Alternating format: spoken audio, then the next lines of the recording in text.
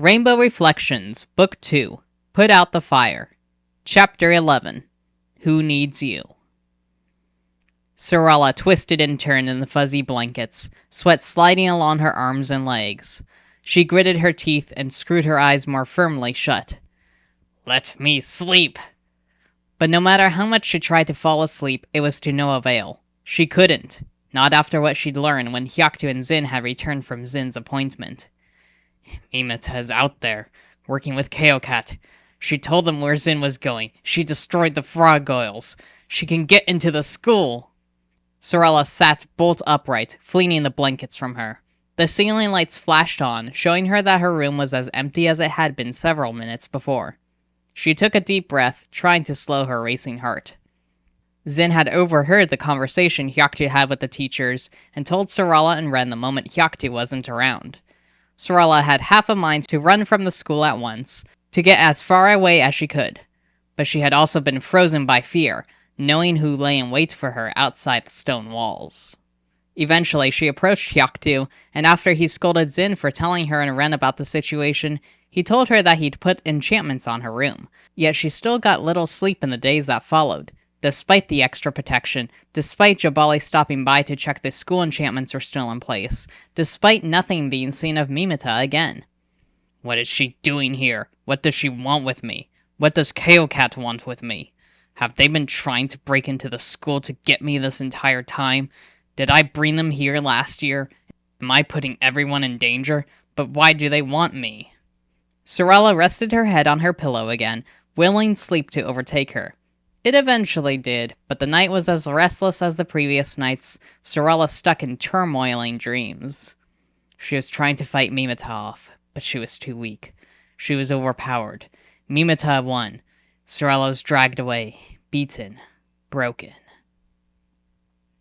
Sorella was very tired the next day, despite sleeping in until lunchtime. After eating, she still had low energy and felt snappish.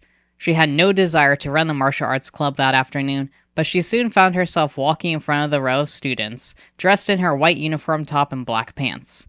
Instead of a purple sash around her waist, she wore a red sash, the smooth material distinguishing her as one of the instructors. Ren and Zin stood off to the side, both dressed the same way. At the back of the Kung Fu studio stood Hyaktu, watching the club keenly. Today is kickboxing, Sorella stated briskly, taking charge of the group, the students already in their sparring gear. Last month, we worked on basic strikes and blocks with distancing drills. This month, we'll be focusing on hitting our opponents with speed. She came to a stop in front of Raimugi. Sorella put her fists up as guards, and Raimugi followed her lead as the other students crowded around to watch. We'll start with a jab-cross combination, Sorella said, darting forward to deliver 2 punches to Raimugi's chest protector, first with the left hand, second with the right. Back and forth, no blocking yet. Don't focus on power, focus on speed. Despite not wearing a chest protector, Sorella signaled for Raimugi to punch. They tapped her quickly and lightly before stepping back. She then demonstrated the drill once more, then ordered everyone to move into groups of 2. The Free Day and Seder Day sessions were proving to be the biggest of the martial arts club. Oftentimes, with the large number of students, there would be a group of 3. Sorella could see this would be the case again. C3 stood off to the side, glancing around for a group. C3, join Raimugi and Murneo. He moved to do so, then Sorella told the many groups they could start. She and the twins weaved through the students, watching as they did the drill back and forth. Sorella stopped a few times to tell the students to move more quickly or lessen their power. After about a minute, she told the students they could start blocking the 2 strikes. Once she liked what she saw from a majority of the students, she stopped them again and moved to the center of the room. The students crowded around to see the next drill. Now we'll be throwing quick kicks, Sorella instructed, beckoning one of the students forward to face her. We'll be doing a front leg snap kick, then a back leg snap kick. She demonstrated the kicks, using her left leg first as she snapped out the ball of her foot. She then used her right leg behind her to deliver a second identical kick, which was much more powerful. Your partner will work on moving out of the way rather than blocking, for now. She signaled for the student to throw the kicks at her, demonstrating how to shuffle backwards. You want to move back, out of the range of their kicks. You'll want to be close by to deliver your own follow-up later, so don't move too far. Another thing I want you to do is make this 1-2. She clapped her hands twice quickly. Not 1, 2. She clapped her hands twice again, but defined a large pause between. Like this. Sorella then rushed toward the student, quickly kicking one strike after the other. Her back leg hit the student perfectly in the chest and pushed them back. You'll catch your opponent by surprise, Sorella said, nodding to the student's shocked expression as she shuffled backwards. But only if you're able to throw the strikes fast. Get to work. And watch out behind you, Ren added quickly. Several students ended up crashing into other groups as they performed the drill, the mat too crowded. Eventually, Zin made 3 groups get off the mat to allow for more space, then rotated them in. Sorella paced the room, telling the students to flow their kicks faster together. She was about to stop the students to announce the next drill when she felt a tap on her shoulder. She turned around swiftly to see Hyaktu. Can I talk to you for a moment? He asked in a low voice. Is it about Mimita? Sorella wondered, her heart racing at once. She nodded and trailed Hyaktu off the mat. Since the bit of black floor was now taken up by 3 groups of students waiting to take their turn on the mat, Hyaktu led Sorella outside. She didn't bother to close the door behind her. A few leaves scuttled across the ground in a light breeze. The sky was cloudy, but there were large patches of blue in between. The air felt damp, like it would rain later. What is it? Sorella asked as Hyaktu came to a stop several paces from the Kung Fu studio.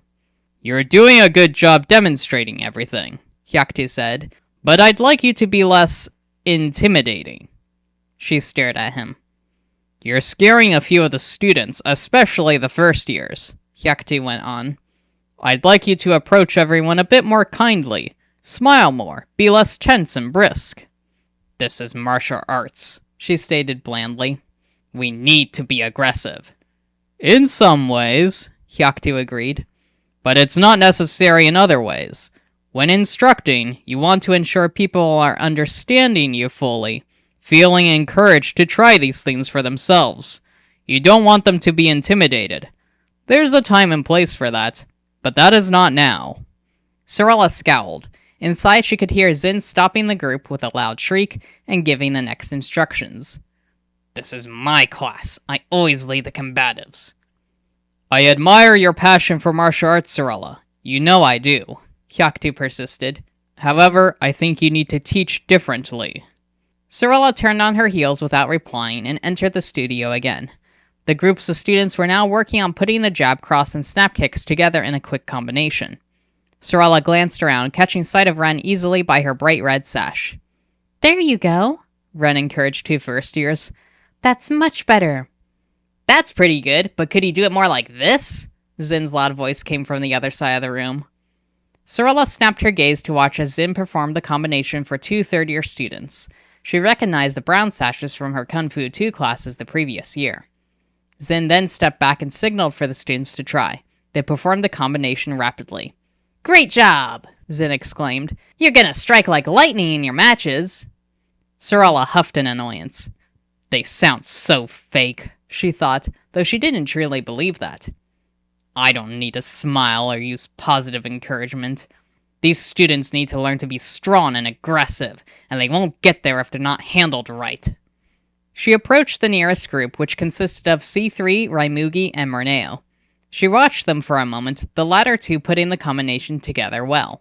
But C3 was too slow, seeming to focus more on correct structure rather than speed.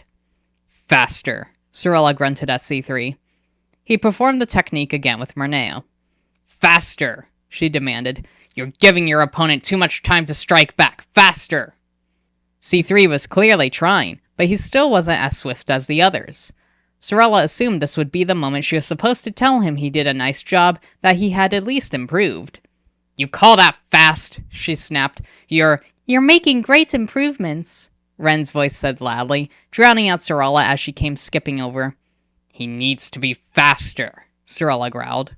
He's already much faster than he was a minute ago, Ren pointed out. She grinned broadly at C3 and patted his shoulder, Sorella stiffening. You're doing a great job, C3.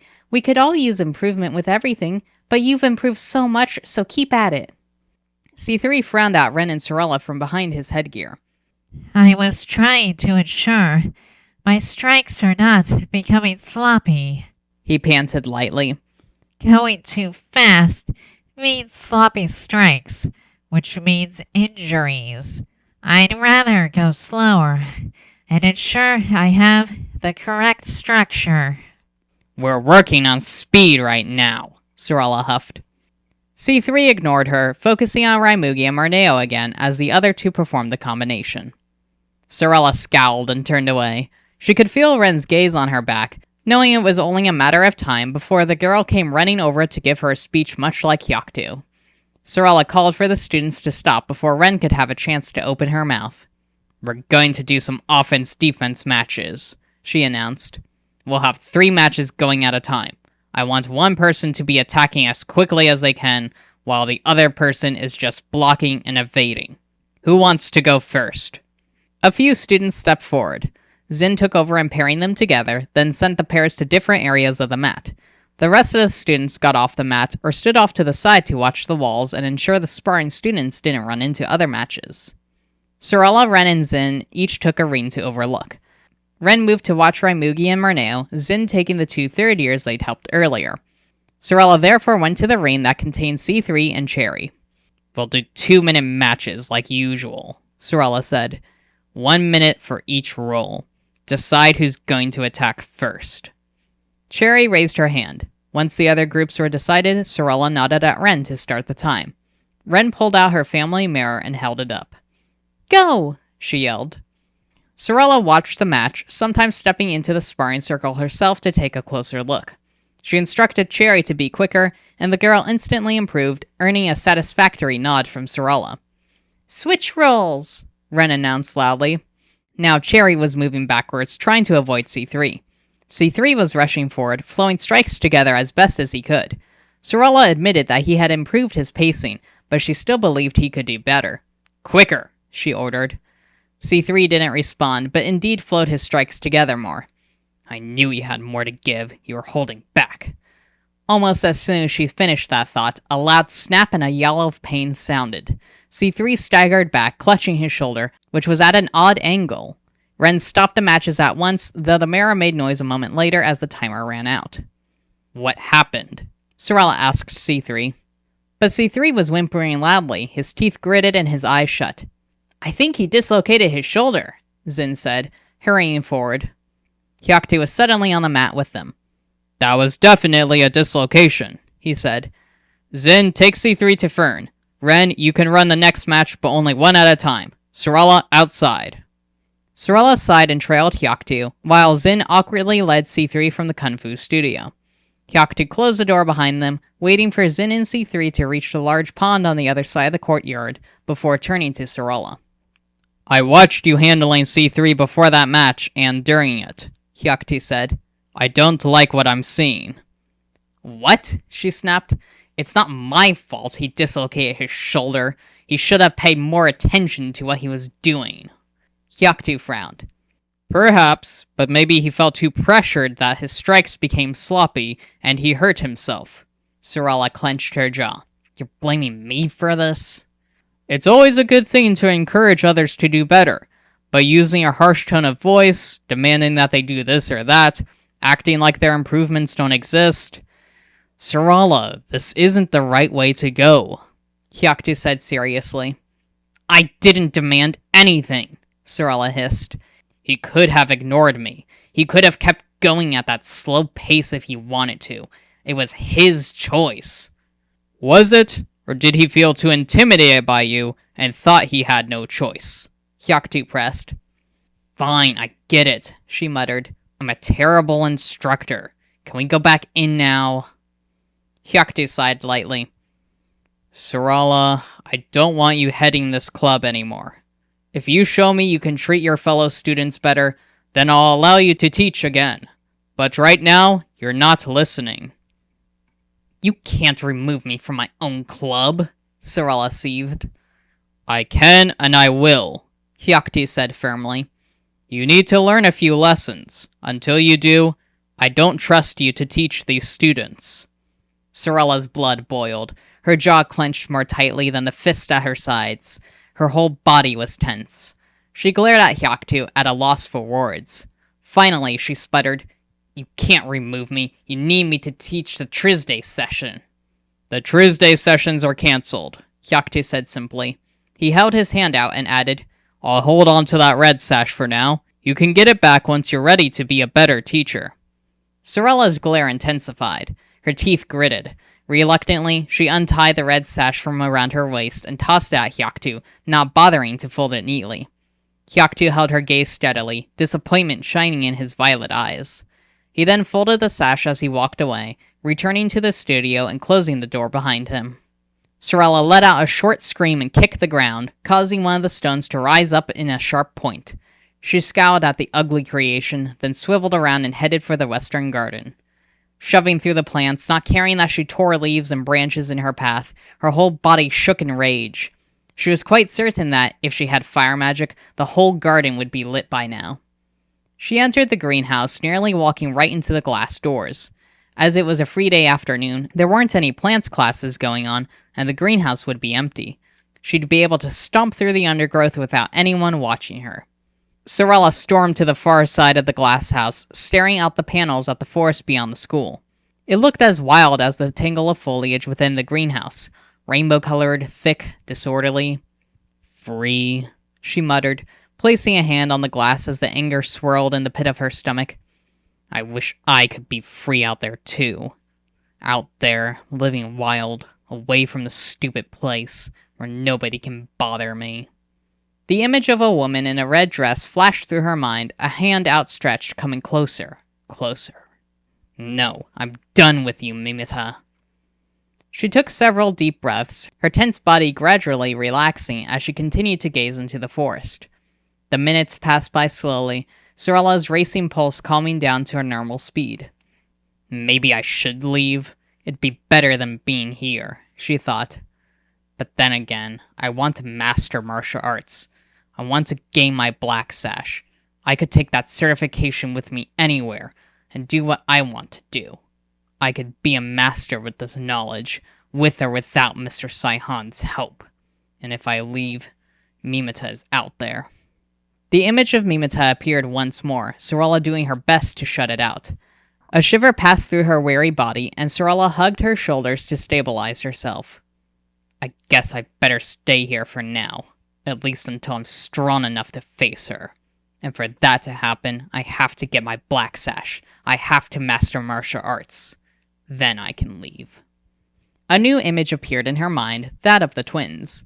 Ren especially shone bright, Sorella able to make out each of her freckles as she focused on her face. Zin blurred into the background. What about them? What about Ren? I can't leave her. She sighed once more, shaking her head. I had a bad day. I don't need to run away, sooner or later, just because of that. Mr. Saihan even said I can teach again once I'm ready. He didn't say anything about no longer teaching me to become a master. Sorella straightened her shoulders, nodding to herself as she came to a decision. Hunger started to gnaw at her, and she guessed it was almost time for dinner. At least she'd be able to get to the eating hall early and be one of the first in line. She was about to turn away from the window when movement caught her eye. Sorella snapped her gaze back to the forest, scanning. Had that been a bush rolling through the plants? Or was it an animal? A spirit? The minutes ticked by, but the movement did not happen again. Only a few plants swayed lightly in whatever breeze existed outside the school. Sorella sighed and turned away. Probably a stupid bush or bird, she muttered. Or Mimita. No, I'm being paranoid, not sleeping right. She wouldn't know I'd be staring out this exact window at this exact moment. If she's truly out there, I'm safe in here. Right? Ill at ease, Sorella hurried away from the greenhouse, only feeling better when she was in the garden with many plants between her and the glass panels. She reached the eating hall swiftly, entering the wide room. She was the first student inside, and the cooks were bustling about as they placed food in large pans behind the counter. No taking food until the bell rings, one cook said loudly, smiling at Sorella. Sorella shrugged in reply, in no mood to argue. Hey, where's your sash? Another cook asked, placing a large pot of chili on the counter. Sorella glanced down at her bare waist, merely shrugging again in response. She moved closer to the pile of clean trays and stared at the floor, wishing the cooks would leave her alone.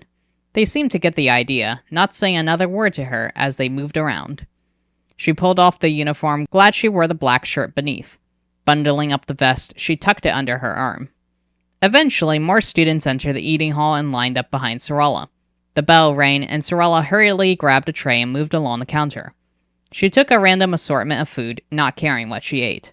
Sliding her tray along the counter until no space remained on it, she moved to the drinks to grab water.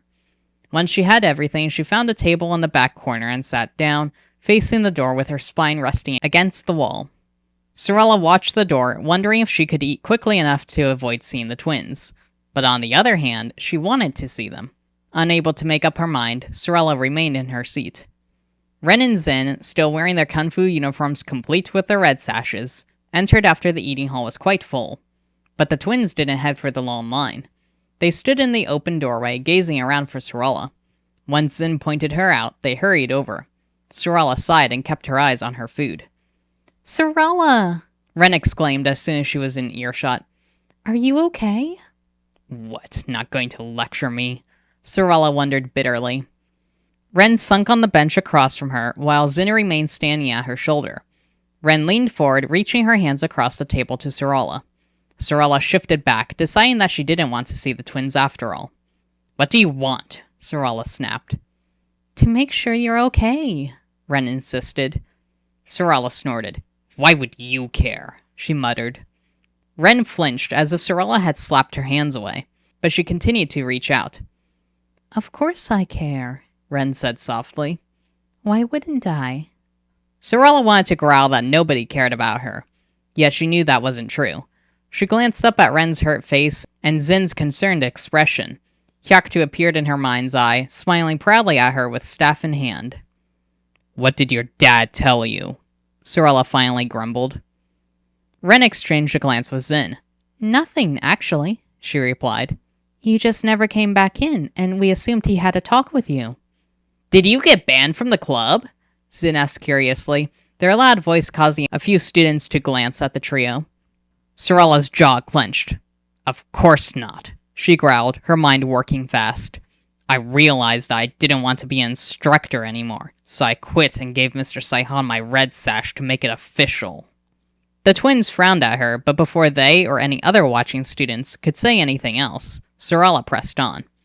"I don't care to teach other people. I'd much rather do my own training without having to worry about others. The club has been a waste of time, distracting me from working towards my own goals, distracting me from getting stronger," she huffed. As she said the words, she truly started to believe them. "I did quit the club," she thought. "Mr. Saihan didn't make me. I left of my own accord. If it actually mattered to me, I would have tried harder to stay.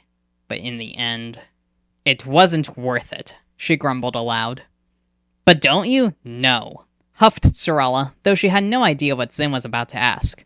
"I'm not going back, and I don't regret it." The twins fell silent at last, merely staring at her like the other students in the hall. Sorella gazed at them for a long moment, then turned her glare to the watching students. "What are you all looking at?" she snarled, her eyes focusing on C3 nearby. The students quickly turned away and began talking with one another. Sorella could hear her name brought up, and knew she'd be the topic of conversation that night. She sighed and got to her feet, not hungry enough to finish her full plate of food. "Take it," she muttered, shoving the tray towards Ren's outstretched hands. "I'm done here." Sorella headed for the door, but she hadn't made it halfway across the room when she felt a hand on her shoulder. She didn't need to look to know it was her girlfriend. "Leave me alone," she uttered, pressing for the door. Ren followed her out, not saying another word until the door had closed behind them. Once they were in the cool air, she spoke. "Sorella, are you sure you don't want to be an instructor?" Ren whispered. "I'm certain Dad would give you back the sash if you asked." "I highly doubt that," Sorella thought angrily. She shook her head at Ren. "No, being an instructor is not for me. Nobody wants me teaching them anyway." "That's not true," Ren protested. "Of course it is," Sorella sneered. "Even you came over to stop me from teaching how I wanted to." "That doesn't mean I don't want you teaching, or think you can't be a teacher." "You're lying," Sorella snapped.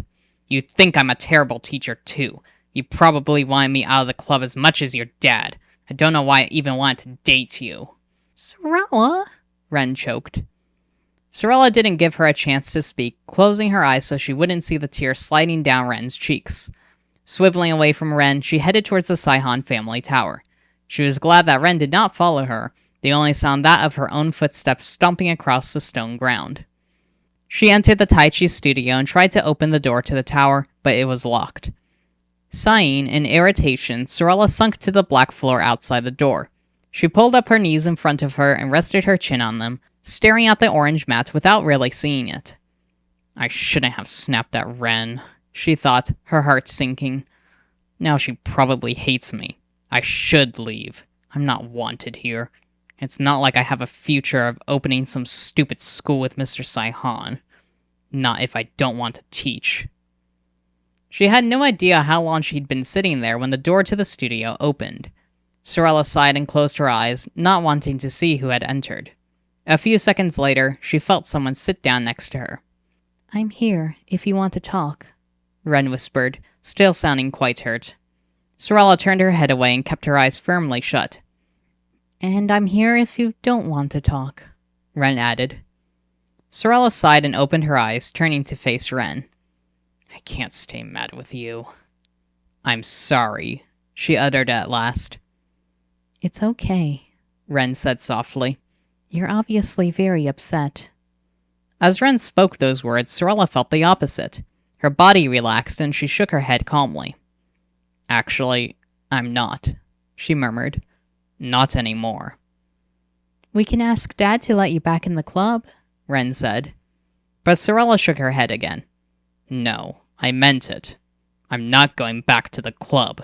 I didn't belong there. I don't want to be a teacher. But it's not for me, Sorella said firmly as she gazed at Ren, willing the other girl to understand. I need to focus on my own training more than ever before. I'll still be a master, just not a teacher. Ren stared at her for a long moment, then nodded once. Okay, she murmured. It's your decision.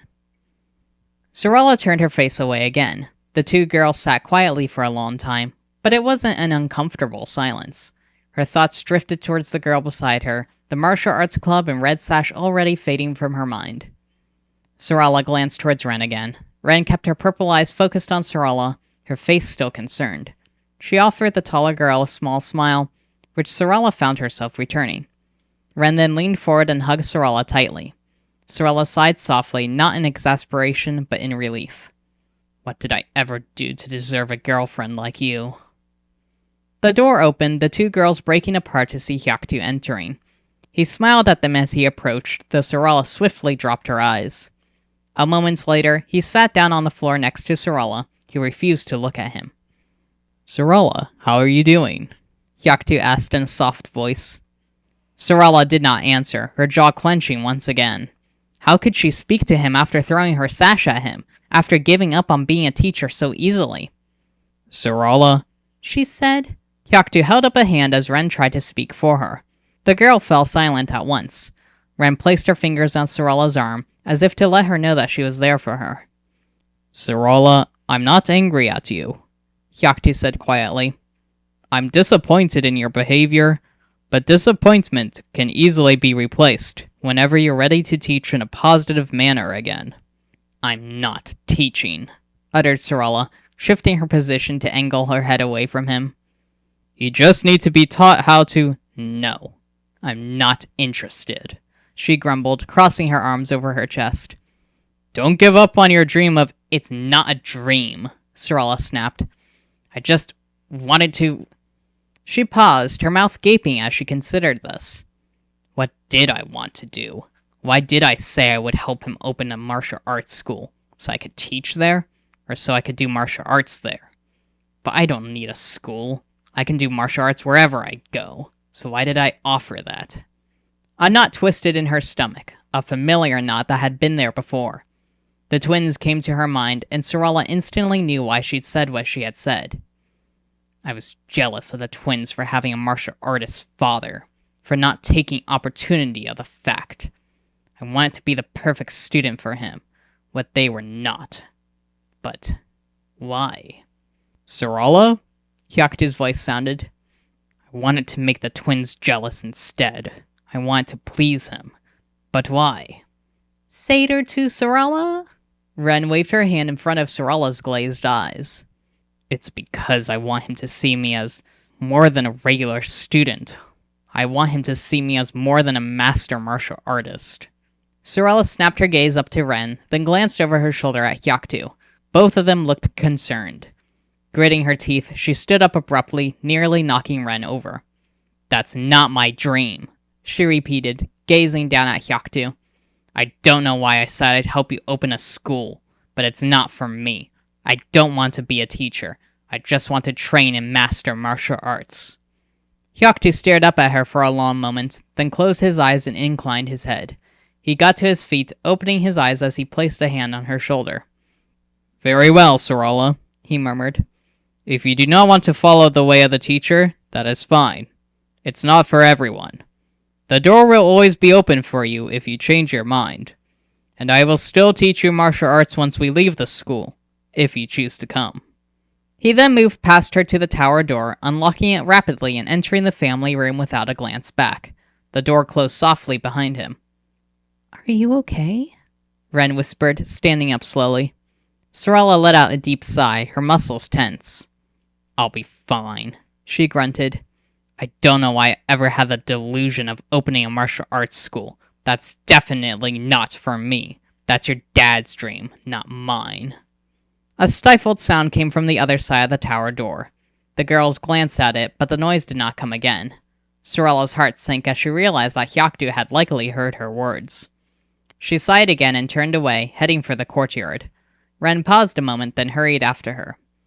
Well, Dad's always here to help you if you change your mind, Ren said, her voice sounding too cheerful. Sarala snorted. I'm not changing my mind. I'm not following in his footsteps. That's not the path for me.